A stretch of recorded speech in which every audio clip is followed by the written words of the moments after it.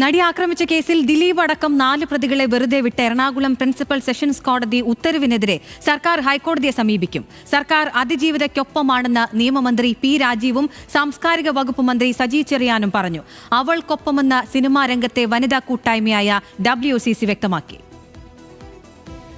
കേസിന്റെ പൂർണ്ണ വിധി വന്നതിന് ശേഷം കോടതിയെ സമീപിക്കുമെന്നും ഇക്കാര്യം മുഖ്യമന്ത്രിയുമായി സംസാരിച്ചെന്നും മന്ത്രി പി രാജീവ് പറഞ്ഞു. സർക്കാർ അതിജീവിതയ്ക്ക് ഒപ്പമെന്ന് സാംസ്കാരിക വകുപ്പ് മന്ത്രി സജി ചെറിയാൻ. എന്നും അതിജീവിതയോടൊപ്പമാണ് സർക്കാർ.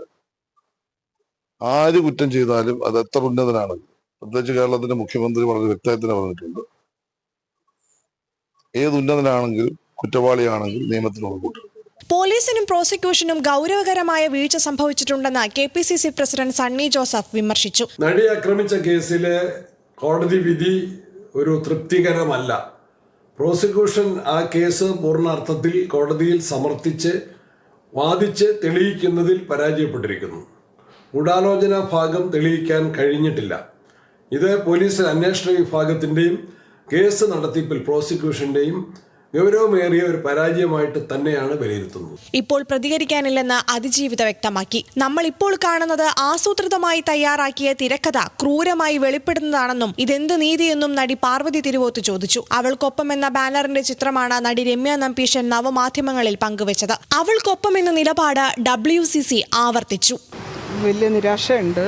നിരാശ ഈ കോടതി വിധി കൊണ്ടല്ല, ഇത്തരം കേസുകൾക്ക് എല്ലാം ഒരേ പാറ്റേൺ തന്നെ ആവർത്തിക്കുന്നത് കാണുമ്പോൾ വലിയ നിരാശയുണ്ട്. കാരണം പ്രതിസ്ഥാനത്ത് പ്രബലരായിട്ടുള്ള ആൾക്കാരാവുമ്പം എല്ലാ ഇരയാക്കപ്പെട്ടവർക്കും ഒരേ തരം സിറ്റുവേഷനിലാണ് നമ്മൾ കാണുന്നത്. കൃത്യം നടന്നു എന്നെങ്കിലും അറിയാൻ കഴിഞ്ഞു എന്നും കൂറുമാറ്റം വിധിയെ സ്വാധീനിച്ചു എന്ന് പരിശോധിക്കണമെന്നും ഉമാ തോമസ് MLA പ്രതികരിച്ചു. എന്തായാലും 1 മുതൽ 6 വരെയുള്ള പ്രതികൾ കുറ്റക്കാരാണ് എന്നുള്ളത് തെളിഞ്ഞതിൽ സന്തോഷമുണ്ട്. ഇങ്ങനെ ഒരു തെറ്റ് സംഭവിച്ചു എന്നെങ്കിലും അറിയാൻ കഴിഞ്ഞു. പക്ഷേ അതിനുശേഷമുള്ള പ്രതികളുടെ വിവരങ്ങൾ അവരെ കേസെടുത്തിട്ടും അവർക്ക് എന്തുകൊണ്ടാണ് അപ്പോൾ പ്രോസിക്യൂഷന് ആവശ്യമായ തെളിവ് നൽകാൻ കഴിഞ്ഞില്ലല്ലോ എന്നുള്ള ഒരു ഇതുണ്ട്. എന്തായാലും ഞാൻ അതിജീവിതയ്ക്കൊപ്പമാണ്.